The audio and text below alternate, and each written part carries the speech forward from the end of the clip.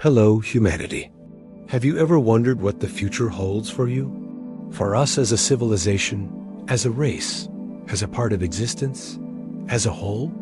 If you have, you are doing exactly what you're meant to do, as a being with full consciousness.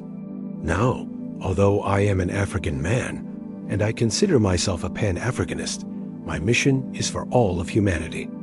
And that mission is to promote the concept I call the bigger picture. The path of a person who chooses to see this bigger picture is often a lonely one. It creates an intense need to feel a sense of belonging, which is normal for us as humans.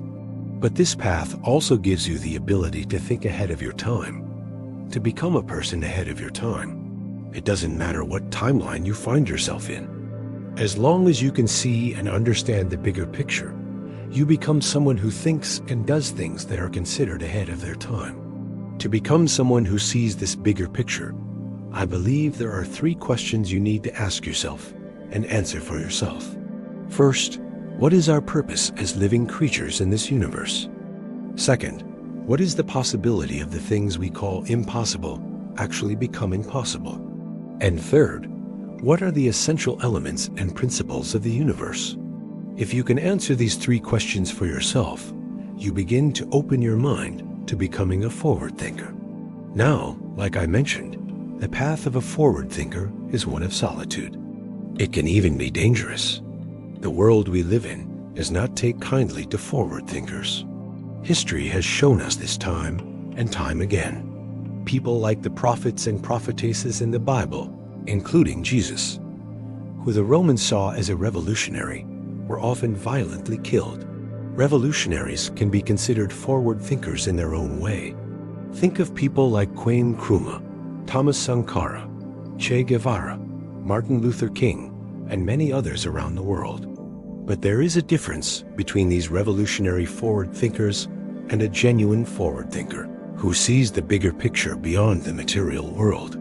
This person understands that both light and darkness have their own stories, and they balance each other out perfectly.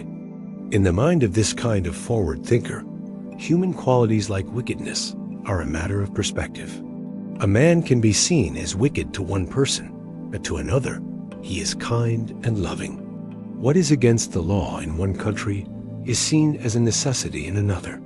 Something might seem bad or evil to you, but that's just your perspective. To someone else, it's a necessity, and that is their perspective.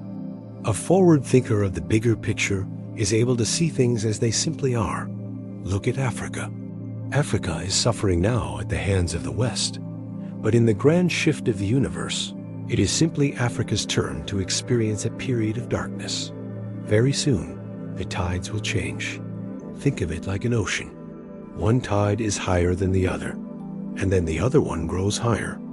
That is essentially how the world functions.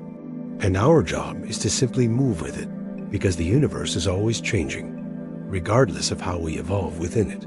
The same things happen over and over again. Now, with all this information in mind, when you enlighten yourself, you gain the ability to predict which tides will rise, when they will rise, how high they will rise, and for how long. And that is what I've come here to do. I want to share a few things that might, and I believe will, happen in the future, regardless of how we try to influence these tides. But remember what I said about the life of a forward thinker being a dangerous one? Good. This is why I must hide my identity, at least for now. Just like the prophets of old, the messages I receive could be violently rejected in the timeline I currently live in. But I have to speak up if I want my overall message of understanding the whole picture to be taken seriously. So, what does the future hold for us? First, a technologically advanced society led mainly by Russia and China. These two will become the world's strongest nations. Although they may not set out to colonize the world, they are nations that take immense pride in their power. In time, this could make them look a lot like the enemies they once opposed.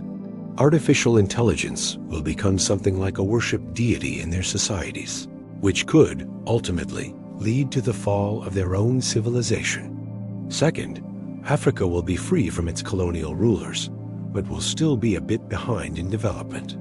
There is an upcoming conflict, which I will call the Climax War. It will be devastating and many African lives will be lost. But this time, the world will be fighting against a united African front. The motherland will be partially free, but it will take a lot of effort to rebuild something that has been destroyed and exploited for so many years. But it is not impossible. Third, the fall of the West.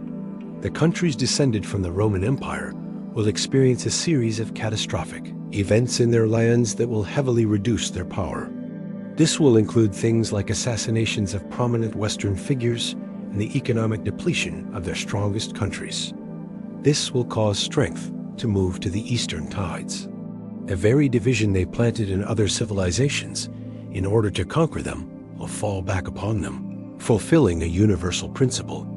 Unfortunately, strong Western movements like MAGA, Make America Great Again, will hold little to no significance in the grand scheme of things. There is so much more to say, but it will all come in due time. The messages are vague, yet they are very decodable if you are watching the world carefully. Again, my main mission is to help more people understand the bigger play of the universe. If humanity as a whole can come together to understand this bigger picture, we will take our next great leap in evolution. Thank you very much for watching and for listening to what I have to say. If you like this message and feel like it will resonate with other like-minded people, please share this video with them, because as humans, we are not meant to be alone. It shall be well with us.